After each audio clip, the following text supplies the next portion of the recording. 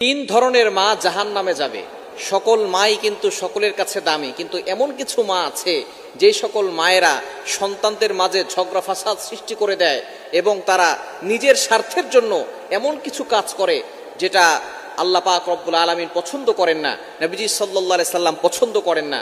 এমন কিছু মাও আমাদের সমাজে আছে যে সকল মায়েরা সন্তানদের উপরে এমন কিছু কাজ করে যার কারণে সন্তানের ভবিষ্যৎ নষ্ট হয়ে যায়। সুতরাং এ বিষয়ে আমাদেরকে অবশ্যই সতর্ক থাকতে হবে। মা সকলের কাছেই দামি, মায়ের পায়ের নিচে আল্লাহ তাআলা সন্তানের বেহেশত রেখেছেন, এটা নবীজি সাল্লাল্লাহু আলাইহি সাল্লাম নিজে বলে দিয়েছেন। কিন্তু কিছু মা এমন রয়েছে যে সকল মায়েরা সন্তানদের ভালো চায় না, অথচ আপনার প্রতিবেশী যারা আছে, আপনার কাছের লোক যারা আছে, সকলের কল্যাণ কামনা করতে হবে। তবে তিন ধরনের মা, এক নাম্বার হচ্ছে যেই সকল মায়েরা নিজের স্বার্থের জন্য ছেলে অথবা মেয়ের সংসার নষ্ট করে দেয়। বর্তমানে অনেক মা আছে মেয়েকে কুপরামর্শ দিয়ে স্বামীর থেকে সংসার নষ্ট করে দিয়ে স্বামীর থেকে বিচ্ছিন্ন করে দেয়, স্বামীর থেকে আলাদা করে দেয়। এই সকল মায়েরা অবশ্যই জাহান্নামে যাবে, কেননা তারা একটা সংসার নষ্ট করে দিয়েছে। স্বামী স্ত্রীর সম্পর্ক হচ্ছে মহব্বতের সম্পর্ক। অবশ্যই মা হচ্ছে সকলের চেয়ে দামি, তবে স্বামী স্ত্রীর সম্পর্ক হচ্ছে মহব্বতের সম্পর্ক। শয়তান এই স্বামী স্ত্রীর সম্পর্ক বিচ্ছিন্ন করতে সবচেয়ে বেশি খুশি হয় যখন স্বামী স্ত্রীর সম্পর্ক বিচ্ছিন্ন হয়ে যায়। অনেক মায়ের কুপরামর্শের কারণে তার মেয়েটা তার স্বামীর থেকে আলাদা হয়ে যায়। যেই মা নিজের স্বার্থের জন্য তার ছেলে অথবা মেয়ের সংসার নষ্ট করে দেয়, সেই মা অবশ্যই গুনাহগার হবে। এজন্য এই সকল কাজ থেকে আমাদেরকে দূরে সরে আসতে হবে। এবং দ্বিতীয় নাম্বার হচ্ছে যেই মা সন্তানদের ভিতরে ঝগড়া লাগিয়ে দেয়। বর্তমান সমাজে কিছু মা আছে তারা ভাইয়ের কথা বোনের কাছে বলে, বোনের কথা ভাইয়ের কাছে বলে, এরপরে ভাই বোনের ভিতরে তুমুল ঝগড়া লাগিয়ে দেয়। অথচ নবীজি সাল্লাল্লাহু আলাইহি ওয়াসাল্লাম জানিয়ে দিয়েছেন, সিলমান কতাক, তোমার সাথে সম্পর্ক ছিন্ন করেছে, সম্পর্ক জড়িয়ে দাও। কিন্তু কিছু মা এমন আছে যারা নিজের আপন সন্তানদের ভিতরে ঝগড়া লাগিয়ে দেয়। ভাইয়ের কথা বোনের কাছে বলে, নিজের সন্তানের কথা নিজের ছেলের কথা তার মেয়ের কাছে বলে, মেয়ের কথা তার ছেলের কাছে বলে, যার কারণে ভাই বোন বছরের পর বছর চলে যায়, তারা কথা বলে না।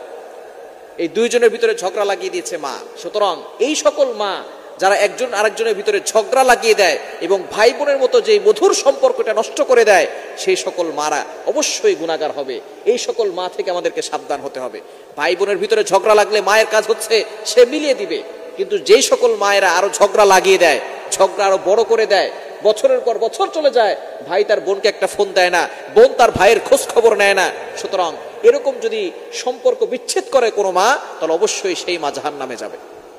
এবং তিন নাম্বার, যেই মা অন্যায়ভাবে সন্তানকে অভিশাপ দেয়, অন্যায়ভাবে সন্তানকে অভিশাপ দেয় এবং সন্তানকে গালিগালাজ করে, অবশ্যই মায়ের অধিকার আছে, কিন্তু সন্তানের কোনো অন্যায় নাই। নবীজি সাল্লাল্লাহু আলাইহি ওয়াসাল্লাম এই বিষয়ে জানিয়ে দিয়েছেন, নারীরা দুইটি কারণে জাহান্নামে বেশি যাবে। বুখারী শরীফের হাদিস, নবী সাল্লাল্লাহু আলাইহি ওয়াসাল্লাম মিরাজ থেকে আসার পরে নারীদেরকে সম্বোধন করে বলে দিয়েছেন, ইয়া মাশারান নিসা, হে নারী সম্প্রদায়, তোমরা তাসাদদাকনা, বেশি বেশি করে সদকা করো।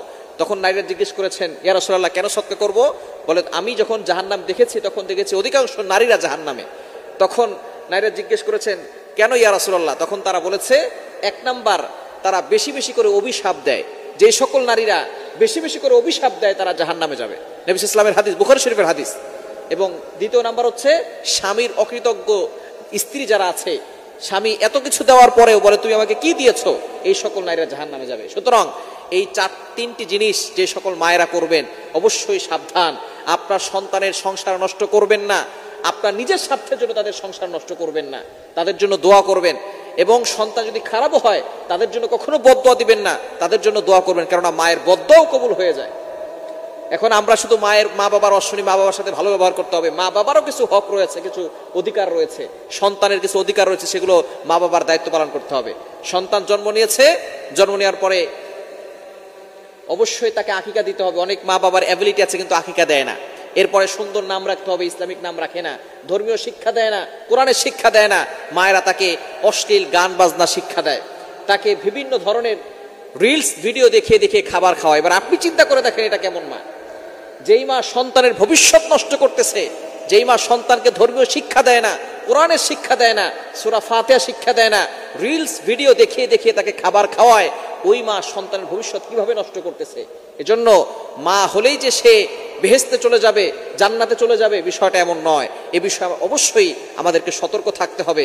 অনেকেই বলবে হুজুর মায়ের ব্যাপারে এই ধরনের কথা বললেন। আসলে আমাদের প্রত্যেকটা জায়গা থেকে প্রত্যেককেই ভালো হতে হবে। যদি আমরা প্রত্যেকটা সেক্টরে, বাবার সেক্টর থেকে বাবা ভালো হয়, মায়ের সেক্টর থেকে মা ভালো হয়, বোন যেখানে আছে বোনের জায়গা থেকে ভালো হবে, ভাই ভাইয়ের জায়গা থেকে ভালো হবে, সন্তান তার জায়গা থেকে ভালো হবে, তাহলেই আমরা জান্নাতে যেতে পারবো এবং একসাথে পরিবার সহ জান্নাতে থাকতে পারবো ইনশাআল্লাহ।